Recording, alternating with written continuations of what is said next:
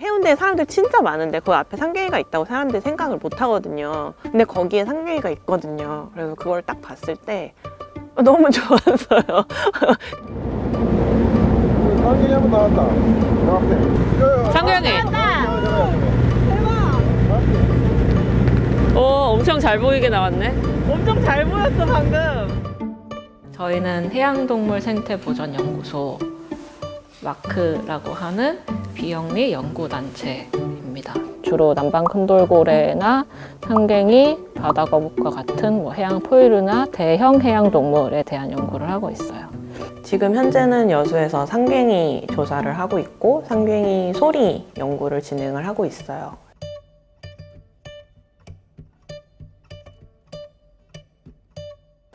보통 저희 SNS에 포스팅 올릴 때는 연구원 1이라고 하고 있습니다. 마크의 연구원 2 김미연입니다. 안녕하세요. 아이고. 여수에서 상갱이가 좀 많이 나오는 지역에 녹음기를 설치를 해서 상갱이가 언제 나왔고 뭐 어디에 나왔고 이런 것들을 연구를 하고 있습니다. 한 달에서 2달 정도 있다가 상갱이가 이렇게 열심히 옆에서 지나다니고 소리를 녹음이 되면 그거를 나중에 저희가 수거를 하고 또 다시 집어넣고 하는 식으로 계속 진행을 하고 있습니다. 저쪽에 상갱이 한 번 더 나왔는데 안 보이겠어. 이쪽 넘어가면 좀 나을 것 같아. 나을 테니까. 여기도 몇 마리 있는 것 같기는 한데 남방 큰돌고래랑은 좀 다르게 생긴 쇠돌고래류에 속한 작은 고래류인데요.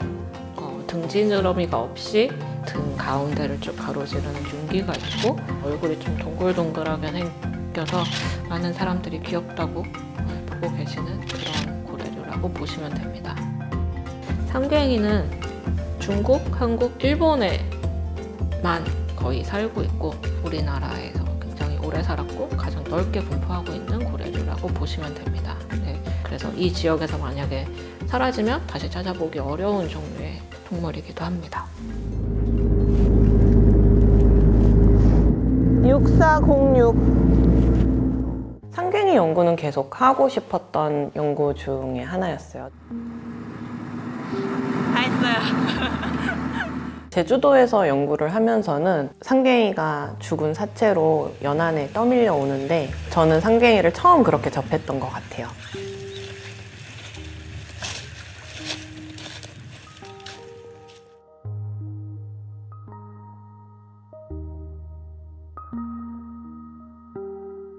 되게 죽어있는 상갱이는 많이 봤는데 매번 볼 때마다 살아있는 애를 보고 싶다라는 생각을 했었거든요. 그래서 가끔 울산이나 부산에서 강연할 때 요 앞바다에도 있다.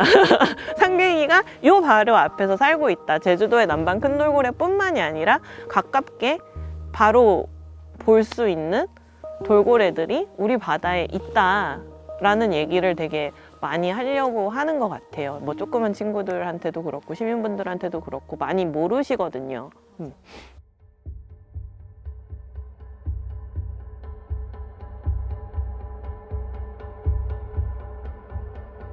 상갱이가 죽는 가장 큰 이유로 추정되는 건 사실 혼액이에요. 혼액은 목적한 어종이 아닌 다른 대상이 그 그물에 걸리는 거를 얘기를 하거든요.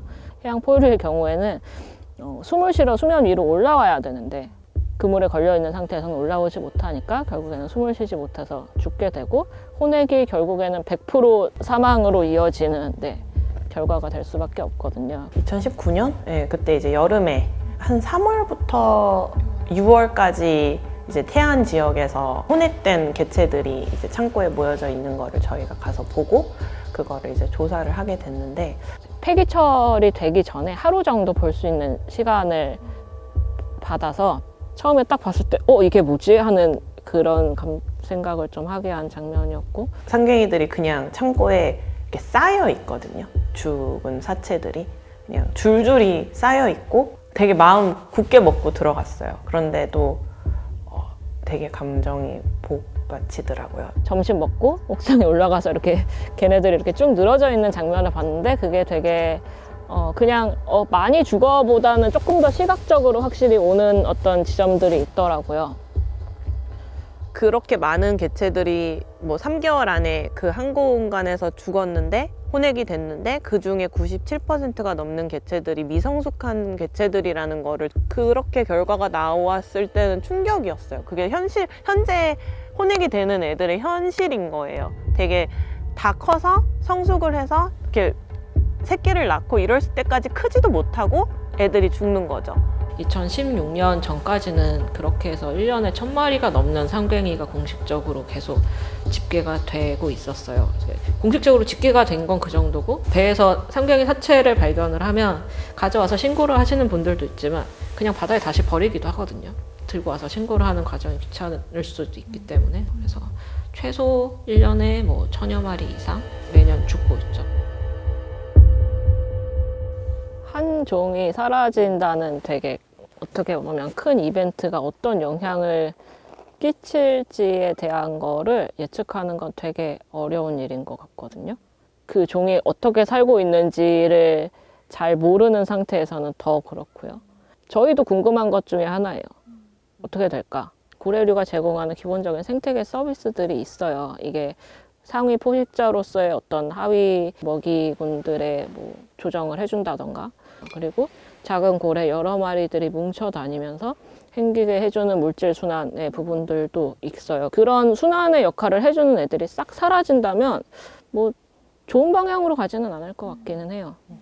우리나라 바다에서 이렇게 가깝게 볼 수 있는 돌고래류는 쟤네들밖에 없는데, 기초적인 연구들이 있어야 상갱이들을 이해를 하고 보전의 플랜을 짤 때도 걔네들에 맞춰서 짤 수 있다고 생각을 하거든요. 뭔가 다른 게 아니라 그냥 저희가 하는 어업 활동이나 인간이 하고 있는 활동들로 인해서 개체 수가 계속 감소를 하고 있는 거기 때문에 그 이유 하나만으로도 보호해 줄 수 있지 않을까 싶어요.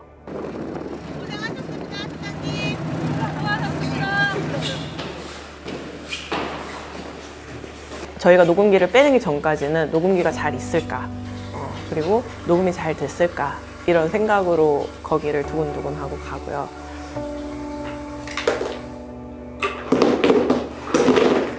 데이터를 다시 컴퓨터로 연결해서 봤을 때 보기 전까지 되게 긴장하는 것 같아요. 그래도 오늘 녹음기 갖고 온 거는 녹음이 좀 잘 된 것 같아서 괜찮습니다. 저는 그냥 필드에 되게 오래 남을 수 있으면 좋을 것 같아요. 꾸준히 그냥 공부해서 데이터를 보고 돌고래들을 좀 계속 볼 수 있으면 좋겠다. 근데 금방 큰 돌고래도 하고 상갱이도 하고 바다거북도 하고 큰 고래도 했으면 좋겠다. 이 정도? 네. 처음에는 연구하는 게 좋았던 것 같아요. 그냥 데이터 보고 이런 거 배우고 이러는 게 좋았고, 지금 저희 마크에 저의 개인적인 마크를 활동을 하면서의 원동력은 연구하는 것도 좋은데 직접 하면서 느끼게 되는, 그리고 보게 되는 문제점들이지 않을까 싶어요. 액션을 하게 되고 말을 하나라도 더 하게 되고, 정말로 저희가 얼마나 임팩트를 줄 수 있을까, 개체를 한 마리 한 마리 보호를 할 수 있을까라는 생각이 들기는 하지만, 저희가 지금 하는 연구들이 쌓여서 상갱이들이 계속 한국 바다에서 살 수 있으면 좋겠다. 큰 고래들이 지나다니고 남방 큰 돌고래가 제주도에서 잘 살고 바다거북들이 여기저기서 나타나고 그럴 수 있으면 좋겠다 싶어요.